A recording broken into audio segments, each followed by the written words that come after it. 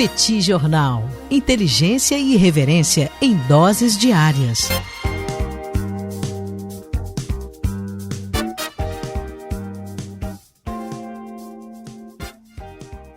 Olá, gente. Bem-vindos, bem-vindas ao Petit Jornal. Esse é o bate-papo número 1041.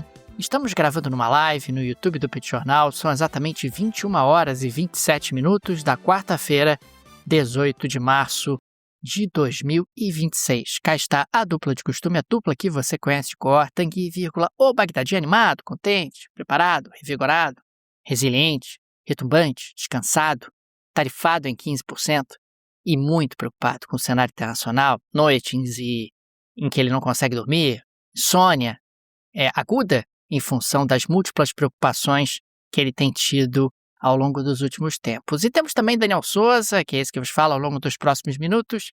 Vamos repercutir os principais acontecimentos internacionais das últimas horas. Como vai, Bagdadi? Tudo bem? Vamos a isso?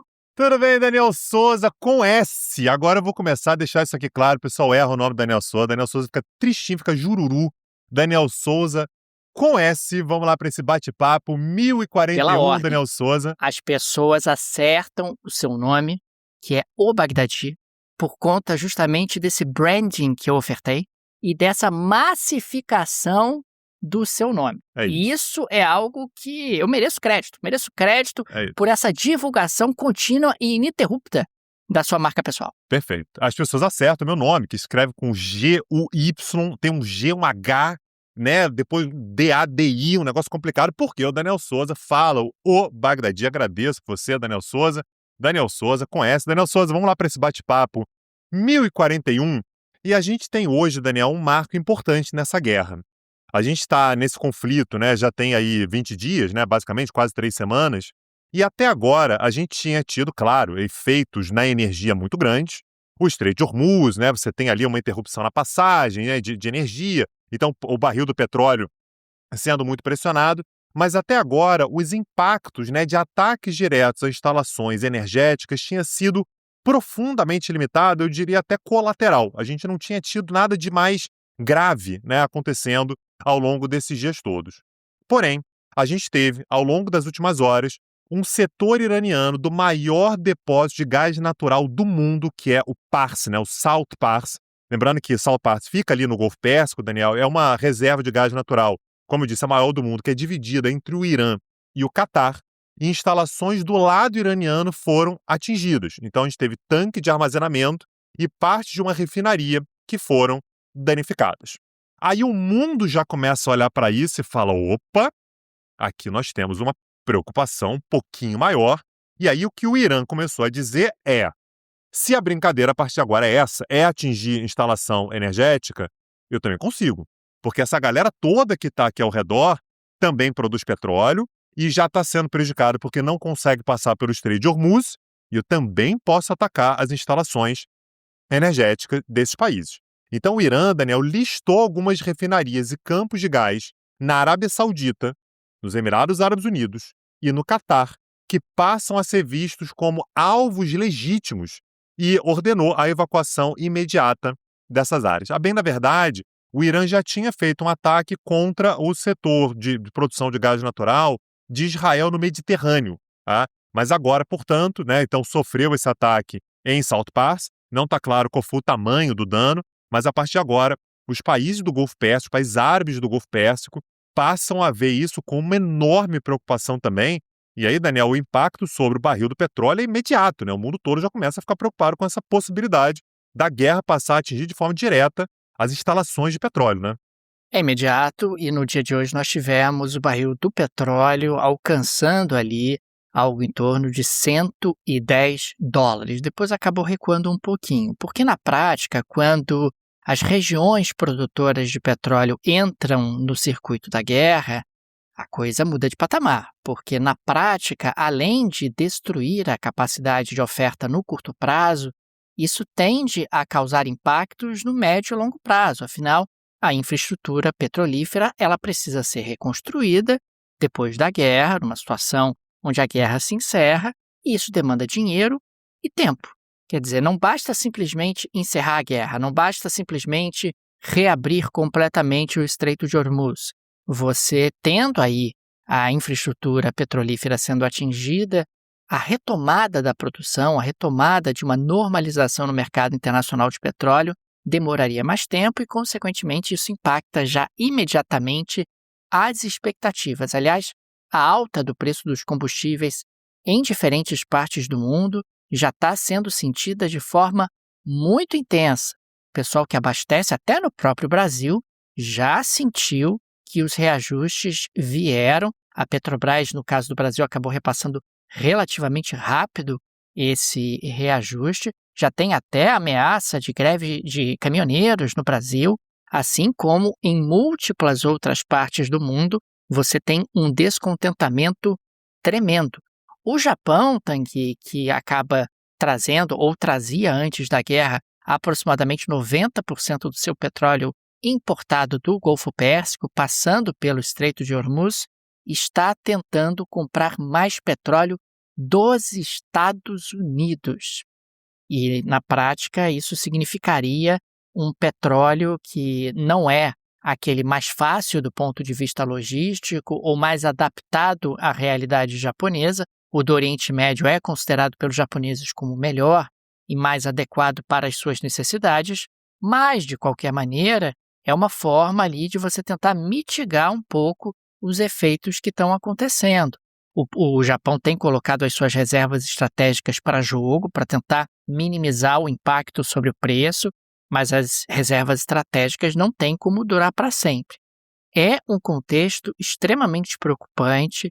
Num primeiro momento, você teve ali, inclusive, o Irã atingindo países que têm bases militares americanas, mas depois pediu desculpas, etc., mas depois voltou a atacar e agora está sinalizando justamente ataques à infraestrutura petrolífera. Como você fez referência, atacar, por exemplo, Israel, é claro que é relevante, é digno de nota, mas Israel não tem a capacidade de produção da Arábia Saudita, não tem a capacidade de produção do Catar, não tem a capacidade de produção ali dos países do Golfo Pérsico e, consequentemente, não traz o impacto sobre o mercado que ataques a esses países acabam trazendo. Além de criar um ambiente de profunda hostilidade entre o Irã e os seus vizinhos, o que pode trazer consequências geopolíticas no horizonte também mais dilatado, porque se você começa a me atacar e atacar a minha infraestrutura produtora de petróleo, você tá criando aqui uma mágoa que vai ficar entre nós, porque isso vai trazer consequências para o nosso relacionamento, o que tende a tornar também o Oriente Médio, que já é uma região profundamente instável e sujeita à volatilidade, ainda mais instável e sujeita a ainda mais volatilidade. E isso é um elemento que é preocupante e acabou tendo reflexos sobre o preço do barril de petróleo no dia de hoje. O que tem acontecido é que o barril sobe, atinge um novo degrau. Às vezes ele até recua um pouquinho, mas ele não recua para o patamar que ele estava antes. Quer dizer, você vai tendo ali uma progressiva escalada conforme os dias vão passando, porque o impacto vai sendo sentido cada vez mais no mercado internacional e vai trazendo ali as consequências inflacionárias e consequências para o crescimento econômico nas mais diferentes partes do planeta. É muito preocupante o que está acontecendo no Oriente Médio, realmente não traz repercussões apenas para a região, acaba trazendo consequências para o mundo todo. E aí, Daniel, a gente está falando sobre algo que mexe com o valor do barril do petróleo, que mexe com o valor de tudo, né? Isso vai mexer com o preço do combustível, vai mexer com o preço de tudo que é abastecido, né? Que é movido pelo petróleo, enfim, combustível, de tudo quanto é tipo. Isso mexe, portanto, com a nossa economia, né? Com o nosso dinheiro, com o dinheiro das nossas famílias e tudo. Então, se você está olhando para isso tudo com preocupação, e eu imagino que todos nós estejamos, e você quer ajuda para conseguir gerenciar bem as suas finanças e para garantir que lá na frente isso não seja um problema nas suas economias, na sua aposentadoria, é muito importante ter do seu lado alguém que te ajude a fazer uma boa gestão dos seus ativos. A Rio Claro, que é a nossa parceira aqui no Petit Jornal, é a melhor escolha. A gente está falando sobre uma gestora completa, uma gestora que é capaz de te oferecer tudo o que você precisa, mesmo em momentos de instabilidade. Aliás, o momento de estabilidade pede ainda mais ajuda, né, Daniel? Ainda mais a necessidade de você ter alguém do seu lado que saiba o que está fazendo para garantir que lá na frente você tenha uma aposentadoria tranquila, que você consiga otimizar o dinheiro que você tem, né, que você juntou ao longo da vida, que você merece que lá na frente esteja bem protegido.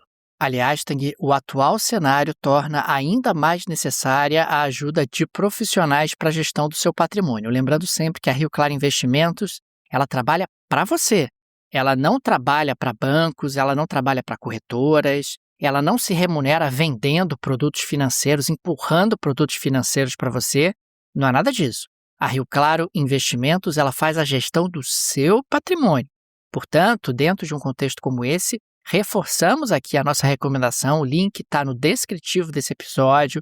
Clique, conheça o trabalho da Rio Claro Investimentos, porque eu tenho certeza que você vai gostar. Eles, inclusive, acompanham a dinâmica internacional com bastante proximidade e isso tem reflexos diretos sobre a alocação de investimentos, sobre a montagem de um portfólio de investimentos. E isso acaba sendo algo de fundamental importância. Aliás, Tanguy, nós tivemos hoje um ótimo exemplo de como essa guerra ela está impactando na dinâmica financeira do planeta, trazendo repercussões para a alocação de ativos e para a circulação de recursos. No dia de hoje, nós tivemos mais uma super quarta, ou seja, tivemos a divulgação da taxa de juros básica do Brasil e da taxa de juros básica dos Estados Unidos. No caso dos Estados Unidos, o Fed decidiu manter a taxa de juros no intervalo entre 3,50% e 3,75% ao ano, para desespero de Donald Trump, que poucos dias atrás chegou a dizer que o Fed deveria convocar uma reunião imediatamente para reduzir a taxa de juros. Não foi isso que o Fed fez. Aliás, o Fed não tem como reduzir a taxa de juros dentro desse contexto. O preço dos combustíveis está subindo nos Estados Unidos, pressionando a inflação. Como é que o Fed vai reduzir a taxa de juros num momento como esse? E no Brasil, o Copom acabou divulgando a nova taxa Selic, que caiu de 15% para 14,75%. Tanguy, até bem pouco tempo atrás, a aposta é que o Copom no Brasil reduziria a Selic de 15% para 14,5%. Reduziu apenas para 14,75%, ou seja, o juro está mais alto do que estaria se não tivesse acontecido a guerra no Oriente Médio. Tanto nos Estados Unidos quanto no Brasil, nós estamos com juros mais altos do que teríamos se nada disso tivesse ocorrido, e na prática isso acaba tendo implicações sobre o crescimento econômico. Com juros mais altos, as empresas investem menos, os consumidores consomem menos, a economia desacelera, reflexo direto de governos, de bancos centrais que estão preocupados com a pressão inflacionária causada pela alta do preço do petróleo. A alta do preço do petróleo bate nos combustíveis e com efeitos colaterais e expandidos nas mais dimensões da atividade econômica e nos mais diferentes setores.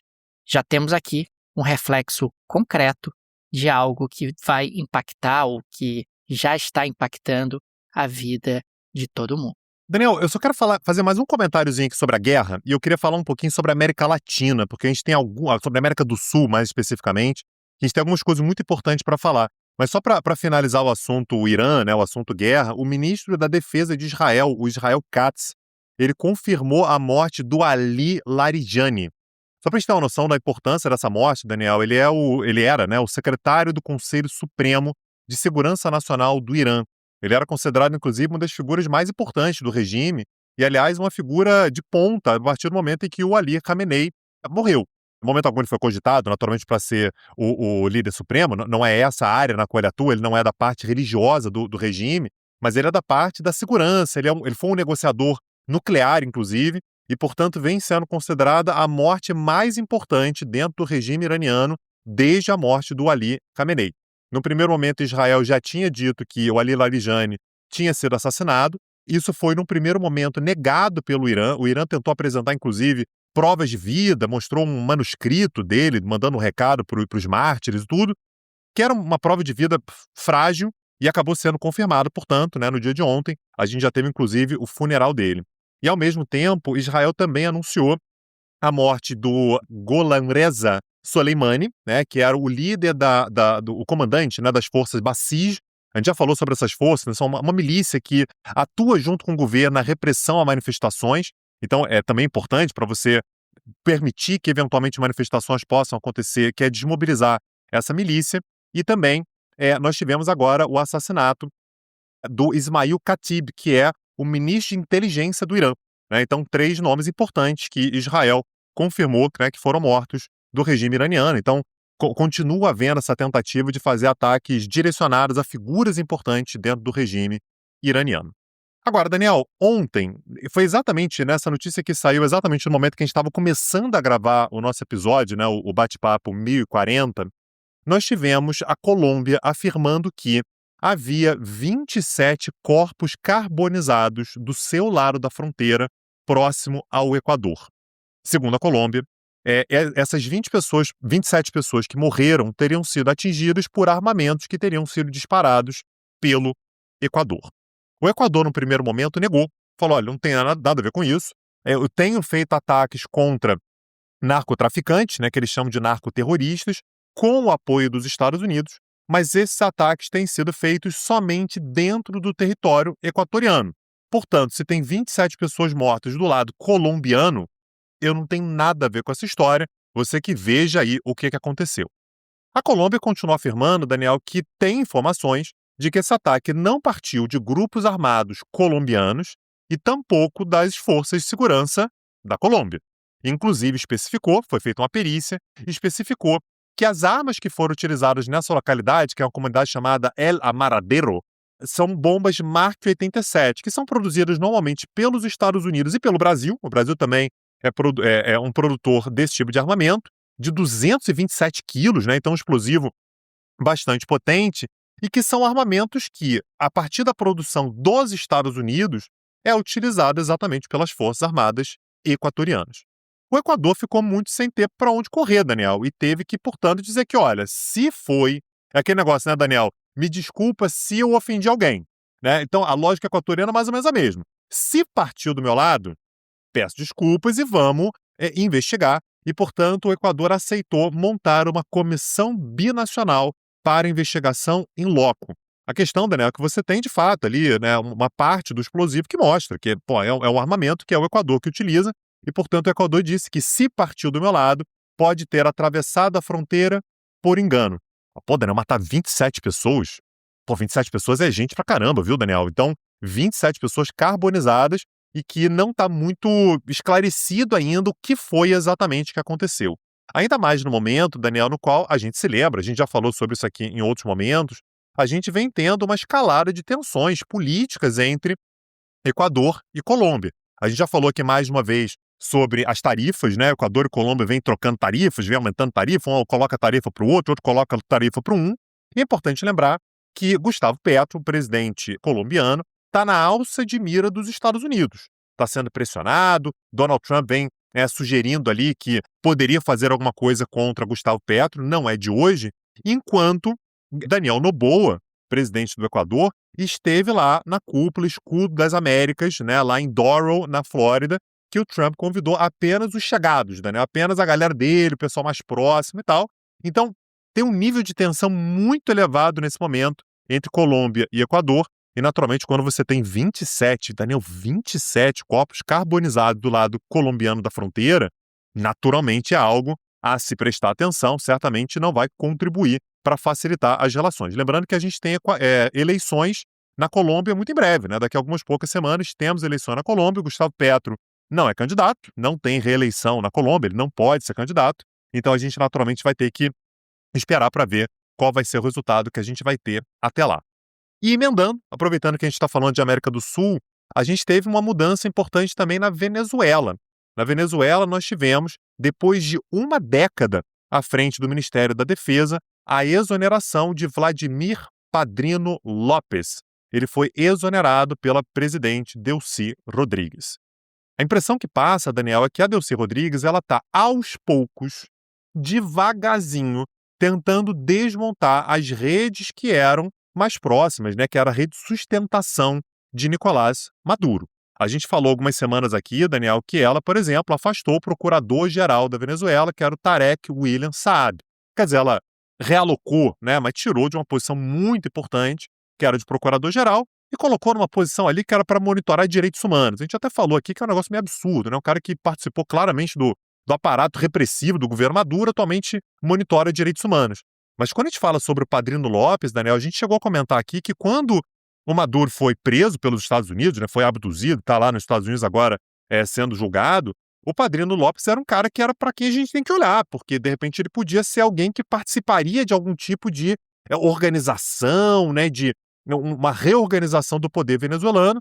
A Delcy Rodrigues esperou aí 2 meses e meio, e nesse momento, portanto, ele está afastado. Ela agradeceu sua lealdade à pátria e falou que ele assumirá novas responsabilidades. Não detalhou quais, mas o fato é que Delcy Rodrigues me parece que está aos poucos tentando fazer com que o governo fique um pouco mais a cara dela, que é alguém que está dialogando com os Estados Unidos, e menos a cara de Nicolás Maduro. Vamos ver, Daniel, como é que vai se dar essa reorganização do sistema venezuelano daqui para frente, Daniel. Aliás, esse general venezuelano poderosíssimo, né, Tanguy? Sua saída acabou chamando muita atenção. E, claro, ele não deixou de ser extremamente grato ali a Delcy Rodrigues, sugerindo que está tudo bem, que não tem nenhum problema. Ele, inclusive, que num determinado momento, nesse ano de 2026, chegou a dizer que o Maduro tinha que voltar imediatamente para a Venezuela. Ele que é um grande responsável pelo processo de militarização do regime venezuelano e, consequentemente, a sua saída realmente é algo que vai trazer consequências, vai trazer implicações para o futuro do país. Agora, Tanguy, não aguento mais Donald Trump e o Estreito de Hormuz. Num determinado momento, Tanguy, o Donald Trump, essa semana, chamou os aliados, que não são mais aliados, ou que são, mas não são mais aliados como eram no passado. Enfim, mas o fato é que os aliados não foram socorrer o Donald Trump. Nem Reino Unido, nem Dinamarca, nem Austrália, nem Japão, nem Alemanha. Ninguém foi socorrer o Donald Trump no Estreito de Hormuz. Aí, o ato seguinte é o Donald Trump dizendo que o pedido dele não era para valer. Ele estava apenas testando a fidelidade dos aliados. É isso. Que queria apenas saber se vocês viriam ao meu socorro. Não que eu esteja precisando da ajuda de vocês. Eu estava apenas testando a lealdade dos meus aliados aos Estados Unidos, ao United States of America. E agora, Tanguy, o Donald Trump mudou de opinião de novo. Agora ele ameaçou transferir a responsabilidade de abrir o Estreito de Hormuz para para a comunidade internacional. Não vou resolver não.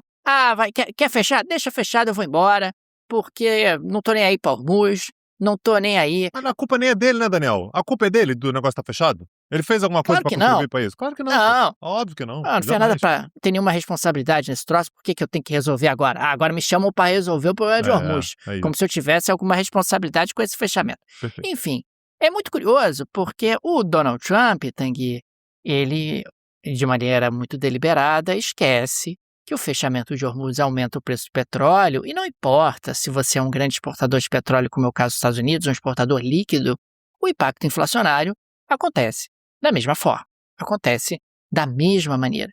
Você tem tido reajustes muito fortes nas bombas de combustível nos Estados Unidos, na Austrália também, Tanguy, eu que acompanho a Austrália com bastante proximidade, os combustíveis estão subindo loucamente nos últimos dias por lá, e isso impacta, obviamente, a vida das pessoas, e poucas coisas são tão danosas para a popularidade de um governo quanto um processo inflacionário. Ainda pior, quando o processo inflacionário é claramente creditado a você mesmo, e é uma estratégia equivocada ou a um cálculo mal feito que você acabou realizando. Aliás, Daniel, uma informação de agora, né? Informação que saiu nesse momento. O Catar sofreu um ataque iraniano nas instalações de produção de gás natural de Ras Laffan, que é uma das maiores do Catar, e segundo o próprio Catar, essa instalação ela sofreu danos significativos. O Catar, inclusive, declarou que tanto o representante militar do Irã no país, quanto a embaixada, né, quanto o embaixador, enfim, os representantes da embaixada, são persona não grata no Catar. Então, se tem alguém achando que essa guerra podia ser rapidinho, que a gente está falando aqui que não é a tendência é que a situação ela permaneça durante algum tempo e tende a se agravar. Agora, os setores de produção de energia estão sendo atacados de forma direta, né? Então, você teve ataque ao Irã, agora você tem um ataque contra o Catar, E a tendência, portanto, é que a energia se torne ainda mais cara e ainda mais pressionada, Daniel. Então, segura aí, porque a tendência é que o pior ainda venha quando a gente fala sobre crise energética. Isso é extremamente preocupante, Tanguy. Realmente, o que já é ruim pode se tornar ainda pior ao longo dos próximos dias. Mas, Tanguy, podemos avançar para o final do nosso episódio com uma nota um pouco mais leve, com uma nota um pouco mais alegre, para fechar realmente o bate-papo de hoje de uma maneira mais descontraída? Deixa eu adivinhar, Daniel. Hoje você vai falar sobre uma potência militar que se afirma como tal. E, acima de tudo, um homem, Daniel, que cheira a testosterona e que mostra isso para todo mundo, para o mundo inteiro. Tá certo? Tá certo, Tanguy. Hoje vamos falar sobre Emmanuel Macron. Emmanuel Macron, Tanguy, que é o Rambo do século XXI. Né? Alguém realmente que, se você pensa em alguém brabo, se você pensa em alguém que, poxa, vai pegar em armas e vai resolver conflitos, Emmanuel Macron, né? Isso. O Emmanuel Macron, Tanguy, ele fez várias postagens no Instagram dele nas últimas horas e eu fiquei acompanhando vidrado, realmente, nessa tentativa dele de construir para si a persona de uma liderança militar. Uma liderança militar, porque a França é uma potência militar e vocês têm que respeitar a França dentro desse contexto belicista. A primeira postagem foi o Macron dizendo que esse conflito não é da França. Não. Aí achei que era a França sendo França, né, Tanguy? A França sendo França, dizendo não tem nada a ver com isso, pô, guerra, tô fora, porque eu não ganho uma guerra há 800 anos. Aí você teve uma segunda postagem na sequência. E a segunda postagem vem com o título France is Wild. Eu falei, uau, a França é braba, a França é valente. E aí tem um vídeo mostrando os armamentos franceses, e mostrando o porta-aviões francês, e mostrando o míssil francês, e mostrando como a França é braba. Aí você tem uma outra postagem, aliás, mais duas postagens, com o Macron apresentando o novo porta-aviões francês, que vai se chamar França Livre. Ô, Tanguy, eu fiquei olhando para isso e pensando, ô Macron, a única especialidade da França, a única coisa que a França pode ajudar no conflito é oferecer um tutorial de como se render. Porque a especialidade da França é se render, Tanguy. A especialidade da França é se render. Aliás, uma piada que estava sendo dita nos Estados Unidos nos últimos dias era justamente isso. Porque a França quer nos ajudar. Se ela quer nos ajudar, ela pode convencer os iranianos a se render. Porque é isso que os franceses são bons, Tanguy. Você sabe, você é um francês. Aliás, o pessoal aí da comunidade francesa, o Bagdadi é cidadão francês, hein? Qualquer problema é só falar com ele, que ele certamente terá uma opinião embasada e para defender aqui tudo o que é dito no Petit Jornal. Essa é a linha editorial desse podcast, assinado Daniel Souza e Tanguy Bagdadi. Tanguy Bagdadi é um francês orgulhoso filho de um argelino raiz, refugiado de guerra. Ponto. Então isso aqui, assinado, só Tanguy Bagdadi, não precisa nem assinar Daniel Souza com essa, não, só Tanguy Bagdadi. Um abraço para a comunidade francesa, para a comunidade argelina, um abraço para todo Macron, um abraço para você é entretenimento puro. Pô, a gente fica esperando a sua presença aqui no Petit Jornal e ela sempre aparece. Daniel Souza, dessa maneira a gente encerra o nosso episódio. Muito obrigado pela sua presença, você que ouviu a gente, você que está aqui junto com a gente, você que acompanha, né, as loucuras que estão por aí acontecendo, né, no Oriente Médio, na América Latina e tudo quanto é lugar. Se você quer saber ainda mais, né, sobre o que está acontecendo ao redor do mundo, acessa lá petcursos.com.br.